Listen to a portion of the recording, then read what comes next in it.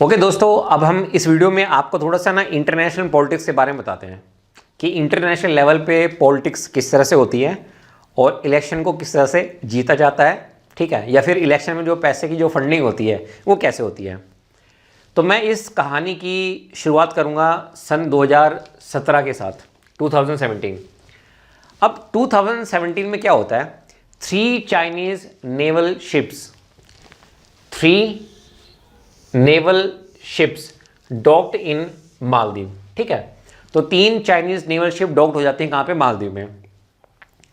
अब अपने इंडिया के नेबरिंग कंट्री श्रीलंका भी है, मालदीव भी है।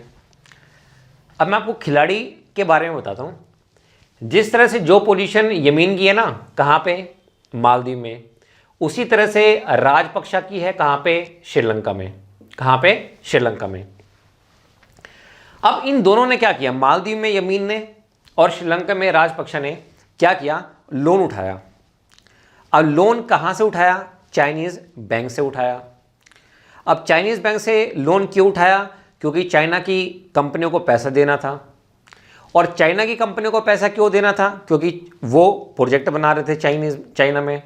और वो प्रोजेक्ट उनको क्यों मिला, क्योंकि जो प्रेसिडेंट थे चाइना के वो विजिट कर चुके थे।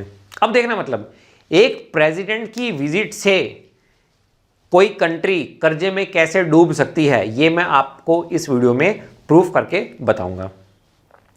अब लोन उठाने के 2 तरीके होते हैं, या तो आप वर्ल्ड बैंक से उठा लो या फिर किसी और कंट्री के बैंक से उठा लो। वर्ल्ड बैंक सपोज करो अगर 3% में लोन देता है, तो जो चाइना के जो ये बैंक हैं ये 6% में देंगे, डबल पे देते हैं। लेकिन इनमें क्या होता है, इनमें कोई वो नहीं होती है, मतलब कोई कंडीशन नहीं होती है। अगर आप वर्ल्ड बैंक से लोन लोगे तो वो कुछ ना कुछ कंडीशन आपके ऊपर लगा देंगे, ठीक है। तो राजपक्षा ने क्या किया, राजपक्षा ने जो है लोन लिया कहाँ से, चाइनीज़ कंपनियों को पे करने के लिए चाइनीज़ बैंक से। तो जितने भी इंफ्रास्ट्रक्चर प्रोजेक्ट थे वो सब किसको मिल गए, चाइना को मिल गए। Executive by Chinese companies on high interest rate loan by Chinese bank. तो चाइना के बैंकों ने लोन दे दिया हाई इंटरेस्ट रेट पे। अब देखो इसका फ़ायदा क्या होगा, इसका फ़ायदा ये होगा कि जब इलेक्शन होने वाले थे तो इनके ऊपर ये आरोप लगे थे कि इनको, राजपक्षा जी को, तकरीबन $7.6 मिलियन अपने इलेक्शन के लिए फंड किए गए हैं। कहाँ से, चाइना से, सीक्रेटली, मतलब अलग से। इन्होंने लोन लिया था ना, तो उसके बदले में क्या मिला, उसके बदले में इनको क्या मिल गया, उसके बदले में इनको $7.6 मिलियन इनको मिल गए। आप इसको थोड़ा थोड़ा मतलब ज्वाइन कर सकते हैं जो रफाल डील हुई थी ना। अब रफाल डील में भी बहुत सारे मामले चल रहे थे कि साहब इन्होंने बहुत महंगे दाम पे खरीद लिया और एक पर्टिकुलर जो बिजनेसमैन थे उनको प्रॉफिट हो गया, इस तरह से ये इशू चला। ये बाद में फिर सुप्रीम कोर्ट ने मना कर दिया कि भाई नहीं, ये सिक्योरिटी डिफेंस का मैटर है, इसमें हम इंटरफेयर नहीं करेंगे। तो आप मोटा मोटा इस तरह से इसको जोड़ सकते हो। अब राजपक्षा जी ने इंफ्रास्ट्रक्चर प्रोजेक्ट के लिए चाइनीज़ कंपनियों को सिलेक्ट किया, उनको पैसा देने के लिए लोन लिया कहाँ से, चाइनीज़ बैंक से। अब आप लोन ले तो लोगे, ठीक है, लेकिन आप चुकाओगे कैसे, आपकी बस की तो है नहीं चुकाना जो है। अब आपके माइंड में ये आ रहा होगा कि भाई चाइना को पता है कि श्रीलंका और मालदीव ने ये जो लोन लिया है ये टाइम पे नहीं पे कर सकते, फिर भी उन्होंने लोन दिया। क्यों लोन दिया, उसकी एडवांटेज ये होती है कि भाई जब आपको पता है कि सामने वाला गरीब है, ठीक है, उसको पैसों की ज़रूरत है, और अगर आप पैसा नहीं दोगे तो कोई और पैसा देगा और वो रिटर्न भी नहीं कर सकता है। तो एडवांटेज यहाँ पे दोस्तों क्या मिल जाती है, उसकी जो प्रॉपर्टी है उस पर आप कब्जा कर सकते हैं, ठीक है। मोटे मोटे तौर पे अगर मैं सिंपल लैंग्वेज में कहना चाहूँ तो ऐसा हो सकता है। तो वही हुआ। तो ये जो डेब्ट ट्रैप होता है ना किसी भी कंट्री में, क्यों होता है, तो इसलिए तो होता है। अब चाइना क्या डिमांड करेगा, चाइना डिमांड करेगा ओनरशिप। भाई उन्होंने काम किया, उन्होंने मान लीजिए कुछ भी कंस्ट्रक्शन किया, आपने पैसे नहीं दिए, तो चाइना तो यही बोलेगा ना, भाई अब ये हमें दे दो। और अगर कोई प्रोजेक्ट है, जैसे एयरपोर्ट का कोई प्रोजेक्ट है या टोल का कोई प्रोजेक्ट है, रोड का कोई प्रोजेक्ट है, तो उसमें वो क्या मांगेगा, उसमें फिर वो ओनरशिप मांगेगा। क्या मांगेगा, ओनरशिप, कि भाई आप हमें इसको हमें दे दो। या फिर वो क्या मांगेगा, ऑपरेटिंग राइट मांगेगा। मतलब कुछ पैसा जो इनकम होगी कुछ पैसा आप लोग रख लेना और कुछ पैसा जो है वो हम रख लेंगे। तो ये एक थोड़ा सा मैंने आपको आइडिया दिया है कि किस तरह से मतलब जो फंडिंग होती है इलेक्शन में जो फंडिंग मतलब कहाँ से देखो, मतलब एक प्रेसिडेंट ने विजिट किया किसी कंट्री में, ठीक है, और वहाँ से कर्जे में डूबने की बात आ गई, मतलब कंट्री जो है वो कर्जे में डूब रही है। अब मालदीव में भी ऐसा हुआ था, तो जब मालदीव में ऐसा हुआ था तो पैसे किसने दिए? इंडिया ने दिए। इसका भी मैं आपको एक रीजन बताऊंगा कि इंडिया हमेशा तैयार रहता है। मालदीव के पास जब कभी भी डेब्ट ट्रैप आता है ना, भाई आप हमें इतने पैसों की जरूरत है, तो इंडिया उसको दे देता है। इसके पीछे भी एक रीजन है, इसके बारे में भी हम आपको काफ़ी डिटेल से बताएंगे। आइए अब हम बात करते हैं अपनी इंडिया मालदीव्स की जो रिलेशनशिप थी उसकी समाप्ति की। तो इस वीडियो के बाद जो स्टैटिक पार्ट है, जो एक हिस्ट्री चल रही थी काफ़ी सालों से, वो ख़त्म हो जाएगी और सिर्फ क्या बच जाएगा आपके पास, करंट अफेयर बच जाएंगे। तो उनके लिए मैं आपको अलग से भी प्लेलिस्ट प्रोवाइड करा दूंगा और हो सकेगा तो इसमें भी हम वीडियो को ऐड कर देंगे। तो कंटेंट आपको जो है बराबर आपके जब तक मेंस का पेपर नहीं हो जाता है तब तक आपको जो है कंटेंट इंटरनेशनल रिलेशन का मिलता रहेगा। तो हम यहाँ पे बात करना चाहते हैं 2018 की। अब 2018 में कुछ स्पेशल होता है। अब वो स्पेशल क्या होता है कि जो एमडीपी पार्टी थी वो दोबारा से सत्ता में आ जाती है। जो लीड करते थे Nasheed, who was the founder of the party, जो पार्टी के फाउंडर थे, वो दोबारा से पावर में आ जाते हैं। और इस बार प्राइम मिनिस्टर किसको बनाया जाता है? इब्राहिम सोली साहब को। तो जैसे ही इनको प्राइम मिनिस्टर बनाया जाता है 2 घंटे के अंदर ही फ़ोन आ जाता है मोदी साहब के पास कि मोदी साहब हम पावर में आ गए हैं और अब आपको जो है हमारी स्वर्ण इन सेरेमनी में आना है। और मोदी साहब चले भी जाते हैं। अब मोदी साहब जाएंगे मालदीव में तो खाली हाथ तो जाएंगे नहीं, कुछ ना कुछ तो उनको देना पड़ेगा। तो मोदी की जो विजिट होती है मालदीव में, तो वो एक तो 1.5 बिलियन की ग्रांट कम असिस्टेंस देते हैं, ठीक है। जैसे कि मैंने आपको ग्रांट पिछले लेक्चर्स में भी मैंने आपको बताया था ग्रांट के बारे में। इसके बाद जो वीज़ा की जो प्रॉब्लम चल रही थी उसके बारे में भी वो डिस्कस करते हैं। आज की डेट में भी अगर आप मालदीव में जाते हैं तो मालदीव में जाने के लिए कोई वीज़ा की जरूरत नहीं है, आप डायरेक्ट जा सकते हैं। इसके अलावा मोदी साहब ने क्या कहा कि भाई हम 1000 एडिशनल स्लॉट प्रोवाइड करेंगे, किसके लिए? ट्रेनिंग के लिए। और ये ट्रेनिंग किसको दी जाएगी? ये ट्रेनिंग दी जाएगी मालदीव के जो ऑफिशियल्स हैं। अब ऐसा नहीं है कि मोदी साहब 2018 में गए और उन्होंने ये अनाउंसमेंट कर दी 1000 स्लॉट्स के, नहीं।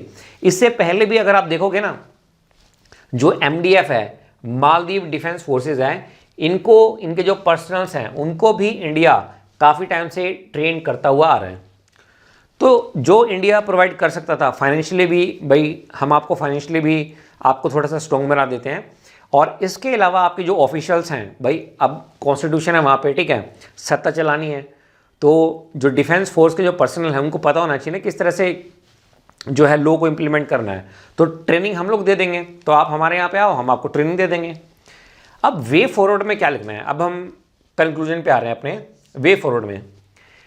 देखो मालदीव बहुत छोटी सी कंट्री है।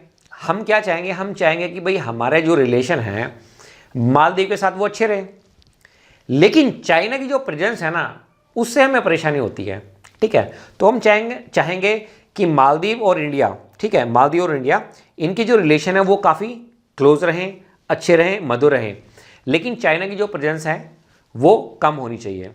तो वे फॉरवर्ड में आप लिख सकते हैं, India must continue to remain proactively engaged in Maldives, scumbling to increase Chinese presence / influence can have a negative implications for Indian security। तो भाई हमें अपनी सिक्योरिटी का भी तो ध्यान रखना है। अब चाइना काफ़ी ज़्यादा पोर्ट बना चुका है ना, इंडिया के सराउंडिंग में हर जगह पे उसने पोर्ट बना लिए हैं। तो हो सकता है कि फ्यूचर में वो हमारे लिए क्या बन जाए, खतरा बन जाए। बस इसी बात से हमें क्या लगता है, डर लगता है। तो दोस्तों इस वीडियो के साथ मैं इंडिया और मालदीव्स के जो रिलेशन थे उनको मैं ख़त्म करना चाहूँगा। आई होप आपको ये जो अभी मैं आपको सीरीज़ प्रोवाइड कर रहा हूँ ये काफ़ी अच्छी लगी होगी। और दोस्तों मैं अपने एक्सपीरियंस की आपको एक बात बताना चाहता हूँ। इस यूपीएससी की फील्ड में ना एक से एक टीचर आपको मिल जाएंगे, मतलब आपको ऐसे टीचर भी मिल जाएंगे जो आपको बहुत बढ़िया पढ़ाएंगे, बहुत ज़्यादा कंटेंट देंगे, लेकिन कोई भी टीचर अगर आपको यूपीएससी मेंस के लिए बहुत ज़्यादा कंटेंट दे रहा है, ठीक है, उससे आपको नुकसान होगा। ये मैं नहीं कह रहा, जितने भी सिलेक्टेड कैंडिडेट्स हैं आप कभी उनसे पूछेगा, मेंस में आपको हर सब्जेक्ट में पीएचडी नहीं करनी है। जैसे अगर मैं बात करना चाहूँ, जो आपका GS2 है, इसमें गवर्नेंस आता है, इसमें कॉन्स्टिट्यूशन आता है, इसमें पॉलिटी आता है, सोशल जस्टिस आता है, और लास्ट में आपका इंटरनेशनल रिलेशन आता है। अब मैं नाम नहीं लेना चाहूँगा, दिल्ली में बहुत सारी कोचिंग है, वो क्या करती हैं, अब जैसे मान लीजिए गवर्नेंस का टॉपिक है, गवर्नेंस को वो पढ़ाएंगे 50 घंटे में, कितने में, मतलब 15 क्लास हो गई। उसके बाद कॉन्स्टिट्यूशन है, इसकी भी 10 से 15 क्लास।